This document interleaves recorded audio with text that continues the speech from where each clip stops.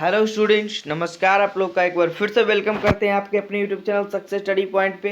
तो चलिए आज के इस टॉपिक को स्टार्ट करते हैं। जैसा कि हमारा चल रहा था भूगोल यानी कि ज्योग्राफी का टॉपिक चल रहा था, तो आज के इस टॉपिक में हम लोग इसके लेसन 3 यानी कि अध्याय 3 निर्माण उद्योग के वस्तुनिष्ठ प्रश्नों को कवर करेंगे। तो सारे बच्चे अंत तक बने रहेंगे वीडियो में, और जिन बच्चों ने अभी तक चैनल को सब्सक्राइब नहीं किया, सब्सक्राइब बटन दबाना ना भूलें। तो चलिए आज के इस पहले टॉपिक पे हम लोग बात करने वाले हैं, जो कि हमारे सामने इस प्रकार है।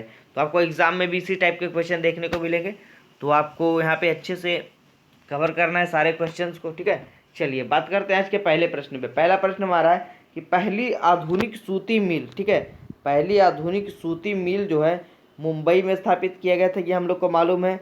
और क्यों किया गया था, क्योंकि ऑप्शन हमारा देखिए इस प्रकार है, ठीक है। बहुत ही अच्छा प्रश्न है ये।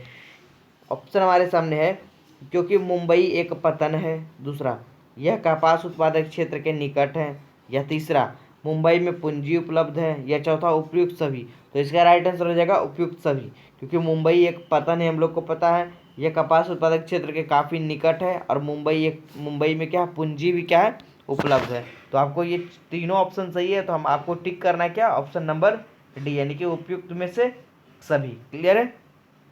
चलिए आगे बढ़े। आगे बढ़ते हैं हम लोग अगले टॉपिक पे। अगला टॉपिक हमारा दूसरा जो कह रहा है वो कह रहा है कि देखिए हुगली किस औद्योगिक प्रदेश का केंद्र है, ठीक है। हुगली जो है, या कभी कभी हुबली भी देखने को मिलता है, तो किस औद्योगिक प्रदेश का केंद्र है। इसका आंसर क्या हो जाएगा, कोलकाता से कोन्नागिरी, ठीक है, कोलकाता से कोन्नागिरी। काफ़ी यूनिक क्वेश्चन है, आप लोग को देखने को नहीं मिला होगा अभी तक। चलिए आगे बढ़े, तीसरे प्रश्न पे बात करते हैं। तीसरा प्रश्न देखिए काफ़ी अच्छा है। देश में कितने विशेष आर्थिक क्षेत्र विकसित हैं, उस टाइम में पूछा गया जब ये बुक छपा था, ठीक है। देश में कितने विशेष आर्थिक क्षेत्र विकसित है, तो राइट आंसर क्या हो जाएगा, 5, ठीक है। तो आप लोग याद रखिएगा, क्योंकि आपके सिलेबस के हिसाब से ये क्वेश्चन सही है। आगे बढ़ते चौथे प्रश्न पे। चौथा प्रश्न काफ़ी अच्छा हमारा, कि भारत में सबसे पहला स्थापित लौह इस्पात कंपनी कौन है। इसको VBA करिएगा, काफ़ी अच्छा प्रश्न है। भारत में सबसे पहला स्थापित लौह इस्पात कंपनी कौन है, राइट आंसर क्या हो जाएगा, भारतीय लोहा और इस्पात कंपनी, ठीक है। भारतीय लोहा और क्या हो जाएगा, इस्पात कंपनी। आगे बढ़ते हैं पांचवें प्रश्न पे। पांचवा हमारा कह रहा है फाल्टा विशेष आर्थिक क्षेत्र कहाँ स्थित है, ठीक है।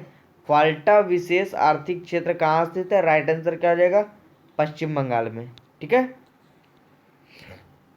आगे बढ़ते छठे प्रश्न पे। छठा प्रश्न हमारा कह रहा है देखिए कि निम्नलिखित में से कौन सा बंदरगाह पश्चिमी तट पर स्थित है। निम्नलिखित में से कौन सा बंदरगाह जो है वो पश्चिमी तट पर स्थित है। ऑप्शन हमारे सामने है चेन्नई, विशाखापट्टनम, कांडला, ठीक है। ये देखिए नीचे ऑप्शन दिया गया है, आंसर है, और ये हमारा है पाराद्वीप। तो राइट आंसर इसका क्या हो जाएगा, कांडला, ठीक है। चलिए कांडला जो कि गुजरात में है, तो कौन सा बंदरगाह पश्चिमी तट पर है, तो गुजरात वाला कांडला, ठीक है। आगे बढ़े। चलिए ये देखिए अगला प्रश्न हमारा काफ़ी, ये एग्जाम में काफ़ी बार पूछा जाता है, इसको आप लोग भी व्यय कर लीजिएगा, कि पाराद्वीप जो है पतन यानी कि बंदरगाह किस राज्य में स्थित है। पाराद्वीप बंदरगाह याद रखिएगा अच्छे से, उड़ीसा में है ये। अभी हम लोगों ने ऊपर पढ़ा कांडला, ये कहाँ था, कांडला था भारत के गुजरात राज्य में, ठीक है। और पाराद्वीप कहाँ है, पाराद्वीप है उड़ीसा में, ठीक है। चलिए आगे बढ़ते। अगला प्रश्न हमारा आठवां इस प्रकार है, इनमें से कौन औद्योगिक अवस्थिति का कारक नहीं है। बहुत ही अच्छा प्रश्न है और काफ़ी यूनिक है।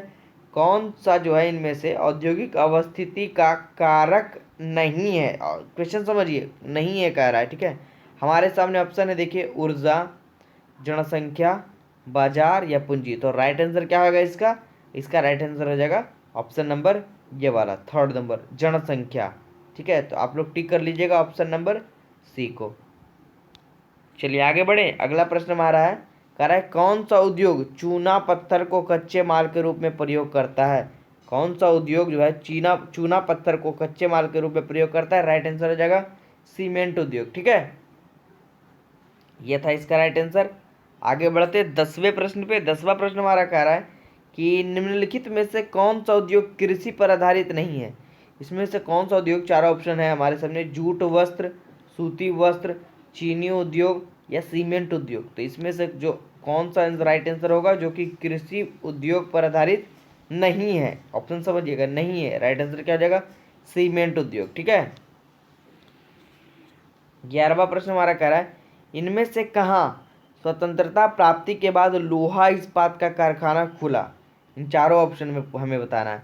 हमारा ऑप्शन है राउरकेला, जमशेदपुर, बर्नपुर या कुल्टी। ठीक है। तो राइट आंसर इसका क्या होगा?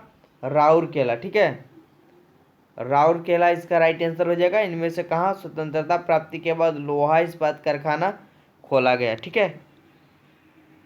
अगला देखिए, इसे आप लोग भी कर दीजिए, काफ़ी बार एग्जाम में ये हाईलाइटेड किया गया है। भोपाल त्रासदी में किस गैस का रिसाव हुआ था? जो कि 1984 में शायद घटी थी ये घटना। इसमें किस घटना का जो है, जिसे कि हम लोग घटना को भोपाल गैस रिसाव घटना के नाम से भी जानते हैं। तो इसमें पूछा गया हमसे कि इसमें किस गैस का रिसाव, मतलब कि वहाँ से लीकेज हुआ था, कौन सा गैस? तो राइट आंसर क्या हो जाएगा? Methyl isocyanide. ठीक है, मिथाइल आइसोसाइनाइड गैस का क्या हुआ था? लीकेज हुआ था। आगे बढ़ते 13वें प्रश्न पे। 13वां प्रश्न हमारा कह रहा है कि निम्नलिखित में से कौन सा उद्योग सार्वजनिक क्षेत्र के अंतर्गत आते हैं? ठीक है, सार्वजनिक क्षेत्र के अंतर्गत कौन सा उद्योग आते हैं? ऑप्शन हमारे सामने है जेके सीमेंट उद्योग, दूसरा हमारा टाटा लौह एवं इस्पात उद्योग, तीसरा ऑप्शन हमारा है रेमंड कृषि वस्त्र उद्योग और चौथा हमारा है बोकारो लौह इस्पात उद्योग। ठीक है।